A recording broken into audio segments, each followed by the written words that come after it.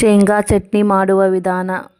1 K G ಶೇಂಗಾ ಚಂದಂಗೆ ಮೊದ್ಲೇಕ ಹುರ್ಕೋಬೇಕ್ರಿ. ಇಲ್ಲಿ ತೋರ್ಸಾಕತ್ತೇನಿಲ್ಲ, ಈ ರೀತಿ ಹುರ್ಕೊಂಡು ಅವನ್ನ ಸಿಪ್ಪಿ ಸುಲ್ಕೋಬೇಕು. ಬೇಕಾದ್ರೆ ಬ್ಯಾಡ ಅಂತಂದ್ರೆ ಹಂಗೆ ಮಿಕ್ಸ್ ಮಾಡ್ಕೋಬೋದು. ಆಮೇಲೆ ಈಗ ಮಿಕ್ಸಿ ಜಾರ್ ಒಳಗೆ ಒಂದು 5-6 ಗಡ್ಡಿ ಬೆಳ್ಳುಳ್ಳಿ ತೊಗೊಂಡೇನಿ, ಒಂದು ಹಿಡಿ ಕೊತ್ತಂಬರಿ ತೊಗೊಂಡೇನಿ, ಅದನ್ನ ಹಾಕೇನಿ. ಆಮೇಲೆ ರುಚಿಗೆ ತಕ್ಕಷ್ಟು ಉಪ್ಪು, ಜೀರಿಗೆ, ಒಂದು ಸ್ವಲ್ಪ ಸಕ್ರೆ, ಚಾಕ್ ಹಾಕು ಸಕ್ಕರೆ ಹಾಕೇನ್ರಿ. ಆಮೇಲೆ ಅರ್ಶಿಣ ಪುಡಿ ಹಾಕೇನಿ, ಖಾರ ಪುಡಿ ಹಾಕೇನಿ. ಖಾರ ಪುಡಿ ಅದೆಷ್ಟು ಹಾಕಿ ಅದನ್ನು ಮೊದಲೇಕ್ ಇದಷ್ಟು ಮಿಕ್ಸಿ ಮಾಡ್ಕೋಬೇಕು. ಆಮೇಲೆ ಹುರಿದಿಟ್ಕೊಂಡಿದ್ದು ಶೇಂಗಾ ಇರ್ತಾವಲ್ಲ ಅವನು ಇದ್ರೊಳಗನ ಹಾಕಿ ಸ್ವಲ್ಪ ಹಾಕ್ಕೊಂಡು, ಯಾಕಂದ್ರೆ 1 ಕೆ ಜಿ ಮಾಡಾಕತ್ತೈತಲ್ಲ, ಅದಕ್ಕೆ ಜಾಸ್ತಿ ಶೇಂಗಾ ಅದಾವ. ಒಂದು ಸ್ವಲ್ಪ ಹಾಕ್ಕೊಂಡು ಅಷ್ಟು ರುಬ್ಬಿಟ್ಕೊಂಡ್ವಿ ಅಂತಂದ್ರೆ ನಮ್ದು ರುಚಿಕರವಾದ ಶೇಂಗಾ ಚಟ್ನಿ ತಿನ್ನಾಕ ರೆಡಿ ಆಕೈತ್ರಿ.